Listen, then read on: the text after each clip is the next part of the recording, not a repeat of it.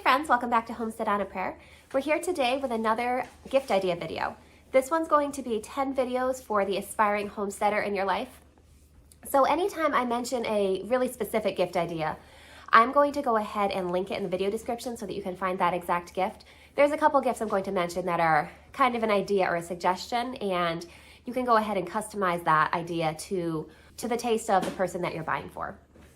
So let's jump right into my top 10 favorite gift ideas for aspiring homesteaders. Now, if you watched the similar video I did a couple days ago about 10 gifts for beginning herbalists, then you heard that my favorite gift suggestion whenever you're trying to learn any kind of new information is books. Books are such a great source of information, and while the internet is great, and I do love the easy accessibility of information on the internet, there is nothing quite like having a book in your hands, and then you know you're always going to have that information. Even if the power goes out and the internet goes down, you're still going to have access to your books. So I am a big proponent of having a well-stocked home library. So I'm just going to share a few homesteader books that are great for getting started. So these book ideas are just kind of a jumping off point. I'm going to share some intro books about gardening, about food preservation, cheese making, keeping chickens, things like that. But just you can kind of tailor the books that you choose to the interests of the person that you are purchasing a gift for. If that person's interested in keeping pigs or goats or cows or anything like that, go ahead and find a book specific to those interests. But I'm just going to mention a few books that have been really helpful to me in my homesteading journey. Now, I do want to say that I still myself definitely fit into the aspiring homesteader category. I have a garden, which is not as big as I want. I finally have chickens. I wanted chickens for years, and we finally have chickens, but we're still not as self-sufficient, I guess. I'm not sure if that's actually the right word, as I would like to be, but we're kind of moving in that direction. So I'm going to be sharing some books that I have personally found very useful to me, but depending on where in their homesteading journey this person is, you may find different books to be a better recommendation. So I'm going to start with just a couple gardening books. Now, my all-time favorite vegetable gardening book, this is probably, I think it was the first vegetable gardening book that I ever purchased, and this book is a wealth of information, is The Vegetable Gardener's Bible. I really love this book. He gives really clear information.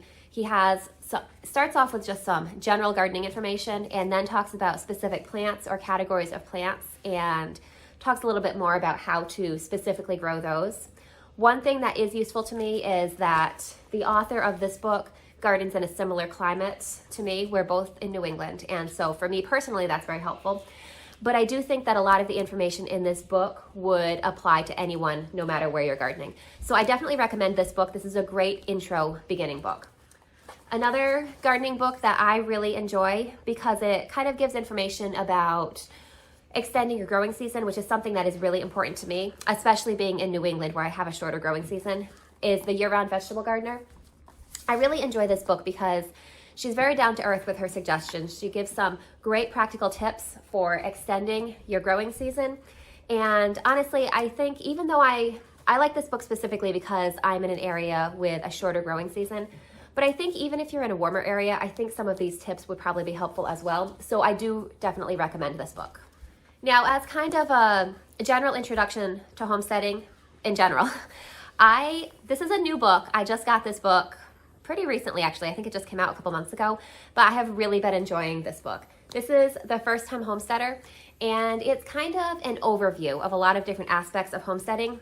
I find this book really inspirational just to kind of imagine what the homesteading life is like. And then for all of the different topics that she touches on, you can definitely find other books that go more in depth on each topic. But I really enjoy this book as a general overview. So I definitely recommend this one as well. Now, I have a few books when it comes to raising chickens specifically. And I will say, as I mentioned before, I wanted chickens for years before I actually had chickens. And so I started reading about chicken care and just different aspects of having chickens long before I actually got my own chickens. So even if it's years down the road before chickens will be a possibility, kind of thinking about something like that in the future and dreaming about it can really be enjoyable. And then when you finally do get to have chickens, or chickens in my case, but it could be another animal in your case, once you finally do get to actually have that animal, then you're a little more prepared with how to really take care of them. So the first book that I ever got about chickens was Fresh Eggs Daily. This book specifically talks about naturally raising chickens. So there's a lot of talk about using herbs to keep chickens healthy. And she's a really big proponent of natural chicken care, which is kind of my philosophy on life in general. So I did really enjoy this book. So if you're looking for a more in-depth introductory book about the specifics of chicken care, I do also recommend Story's Guide to Raising Chickens. I don't have my copy of that book right now because I gave it to somebody, so I can't show you, but I will go ahead and link that in the video description. I do recommend that book as well. And a third book that I really enjoyed about raising chickens is The Small Scale Poultry Flock. Now, again, the author of this book is really focused on doing things as naturally as possible. And while I don't necessarily follow every technique that he uses in this book, I find it really inspirational. And eventually I would love to have more land and be able to have a larger chicken flock and to really implement some of the strategies that he talks about in this book. But for now, I do really enjoy just the natural aspect of chicken keeping that he talks about in this book. Now, I have a couple books here kind of talking about food. So, well, actually, speaking of food, before I get into that, one other type of book that would actually be great in this category is a cookbook. Now, cooking is actually a really essential homesteading skill, so that is a great skill to work on if you want to be homesteading, but you aren't able to actually, maybe you don't have land right now, maybe you don't have the resources to be able to homestead at this time.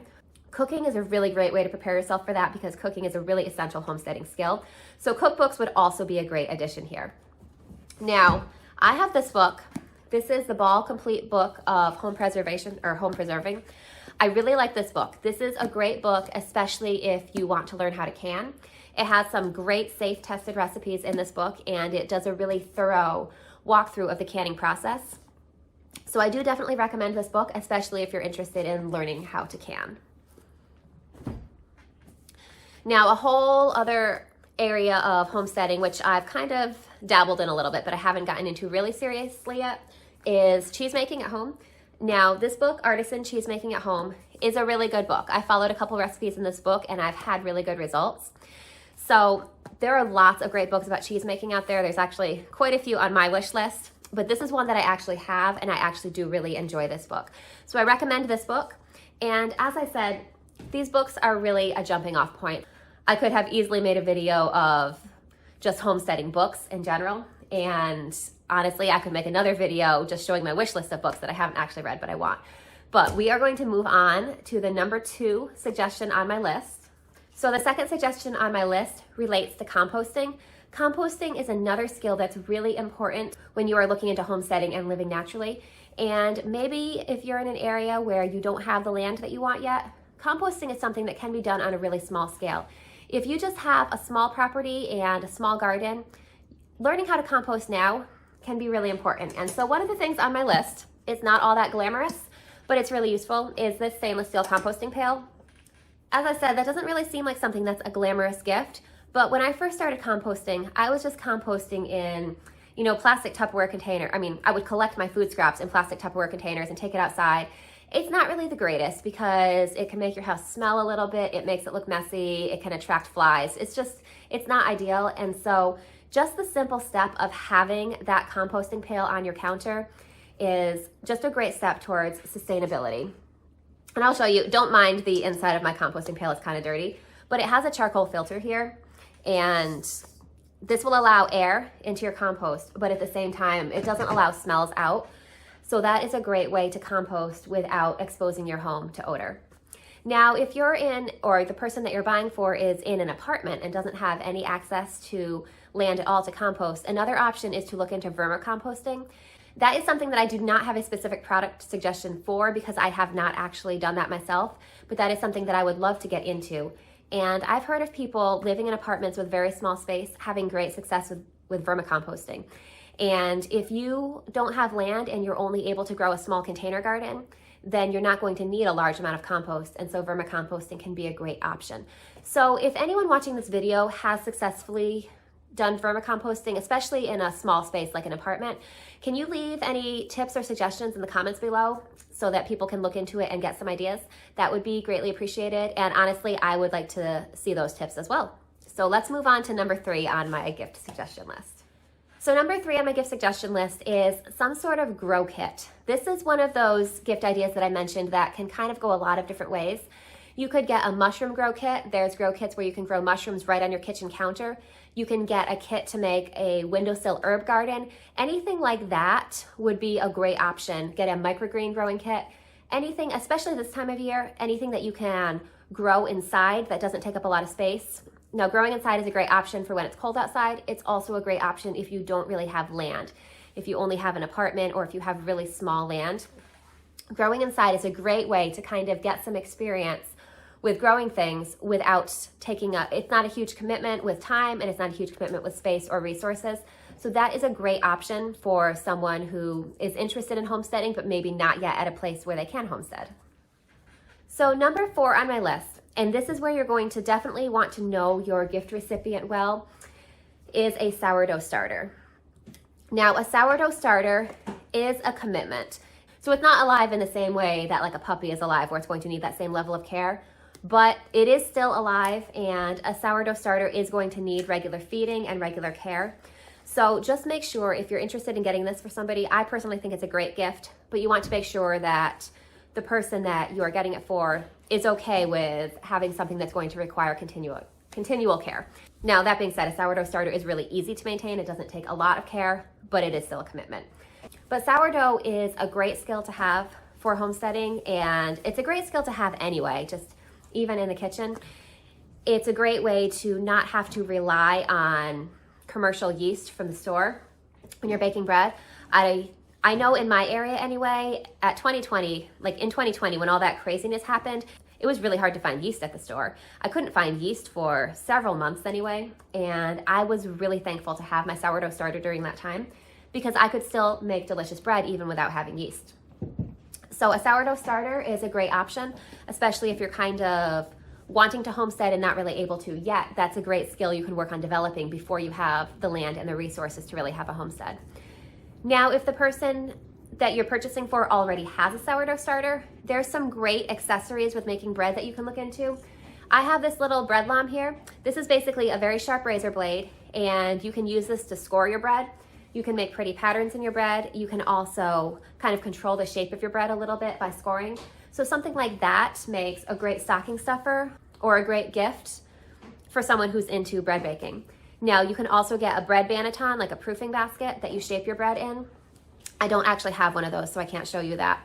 But that is something that would make a great gift for someone who's interested in baking bread as well. Now, the 5th gift suggestion on my list kind of goes along with what I mentioned before with the cookbooks, and that is cooking supplies, because honestly, one of the most essential homesteading skills is being able to cook from scratch. Now, what kind of cooking supplies you're going to get kind of depend on the person that you're shopping for. It's going to depend on their skill level as a cook. It's going to depend on what supplies they already have. Someone who's just a very basic beginning cook might need a pot or a pan. They might need a set of mixing bowls, a set of whisks or rubber spatulas. Someone who's been cooking for a long time may want something a little more specialized. So that's really going to depend on the person that you are purchasing for. But as I mentioned before, cookbooks are a great option too. Now, kind of going along with that suggestion, my 6th suggestion is a little bit more of an out-of-the-box kind of gift, but that is a share or a partial share in a local CSA. Kind of going along with cooking being an essential homesteading skill, even more specifically, cooking seasonally and eating seasonally is a really important skill. And there's nothing like supporting a local farm with a CSA to kind of develop that skill, because you're going to be getting what that farm is growing in season in your weekly or monthly box, depending on what kind of plan you sign up for. And through that, you can really learn how to kind of create your meals for the week around what's available and what's in season. You know, especially, I think kind of all over the world, but especially in America, we've become so used to being able to go to the grocery store and get all kinds of food out of season because it's grown all over the place and shipped in. But if you're planning to have a homestead and kind of shift into growing the majority of your own food, you're not going to be able to have tomatoes in January. Now, you can always go to the store and buy them, but if you're going to be relying on your own homegrown food, at least in my area, I guess I should just speak from my area. Maybe you're in an area that's warm and sunny year round and you are able to have tomatoes in January, and that's great. But the point of this is that you just want to get used to being able to cook with what's available in your area seasonally. And a CSA share is a great way to do that. And on top of that, you're also supporting a local farm, which is a great thing in my opinion as well. Now the 7th gift idea that I have is food preservation supplies. Now I'm going to show you over here. Now over here you can see my dehydrator. This is a really useful thing, especially during the harvest season when you can be kind of overwhelmed with how much food is coming in all at once. You're not going to be able to eat it all at once, and you want to be able to save some to have during the off season. So a dehydrator is a really great thing. I've been really happy with this dehydrator. It comes with 6 trays like this, and there's a couple little accessories you can get for it too. You can see I have these finer mesh trays that go on here, and these basically allow you to dehydrate smaller things without them falling through. One other accessory that I really like is these fruit leather trays. You can see it has a lip on it, so you can basically puree your fruit and make your liquid fruit leather, and then you dehydrate it on here, and this holds it in place. So the dehydrator is a great starting point. If the person that you are purchasing for already has a dehydrator, something like these fruit leather trays or these mesh tray inserts could be a great option to kind of upgrade their dehydrating abilities. Now there's lots of other food preservation tools that you could look at as well. A canner would be a great option. Now if you're only water bath canning, a large stock pot will work really well too. But you can get a really basic canning accessory kit, which comes with like a canning funnel, canning tongs. That's a great option for somebody who is just getting started with food preservation as well. So my next gift suggestion for the aspiring homesteader, and honestly, this would be a great gift for many people, whether they're interested in homesteading or not, would be sprouting supplies. Now this is my favorite sprouter here. I really like it because it's very easy to use. I find that it's much easier to use than any other sprouter that I've tried. Honestly, I haven't tried that many sprouters, but I really love this one, and so I have 2 of these. Once I got it, I didn't really feel the need to try out a lot more. I've also sprouted in mason jars, which you can definitely do, but I do find this easier to use. So I am going to link this sprouter in the video description. I definitely recommend that one. If you wanted to get kind of make a fun gift basket, you could do the sprouter along with a couple different packages of sprouting seeds. Something like that would make a really great gift idea. And that kind of leads me into the final gift idea that I have for the aspiring homesteader, and that is seeds and seed accessories. Now, if you are anything like me, or if the person on your gift list is anything like me, it is not possible to have too many seeds. I definitely collect seeds. Probably I collect more seeds than I really need, but I just love having all those seeds. Now, if the person that you're shopping for already has a lot of seeds, or if you're not really sure what seeds to get them, there are some other great seed options as well. I know this is a really popular thing right now, but this is a photo organizer. And of course, I got the one with the bright, cheerful colors, but you can get them in all clear if you prefer that. Now, I have organized my seeds by type in this photo organizer. Let's see, I'll take one out and show you. So for example, this red container here has my pepper seeds in it. So if I open this up and go through, I can see all the different pepper seeds that I have available right now to me. So something like this organizer is a great option for someone who has a lot of seeds. It will help them to really be able to organize their seeds and really be able to store them more efficiently. I used to have my seeds in a big cardboard box, and that was not ideal. I would have to dig through it forever looking for the seeds I want, and this has made my life so much easier. So I really enjoy having this. Now, some people have a much bigger seed collection than I do. I've seen people who have 2 of these. They keep one for their cool weather seeds and one for their warm weather seeds, and then further subdivided by type in here. There's many options with this. Now, if you want to get seeds, but you don't know what seeds to get, again, a gift card to a seed company is always a great option. So you might want to find out your gift recipient's favorite seed companies. A good bet is to go with a company that's local to you if you're not sure where to start. Now, I don't exclusively buy from companies that are local to me. I buy from some all across the country. But especially if you're just getting started, a seed company that is local to your area is going to stock seeds that are going to grow well in that area. So that's always a good bet if you're not sure where to start. So I hope this gift list idea gave you some good suggestions. I hope that you are inspired to try shopping for the aspiring homesteader in your life. If you have any other gift suggestions that I did not mention, go ahead and leave those in the comments because I would love to read your suggestions. All right, guys, I hope you're having a great day. I can't wait to see you again soon. Bye, guys. I'll see you next time.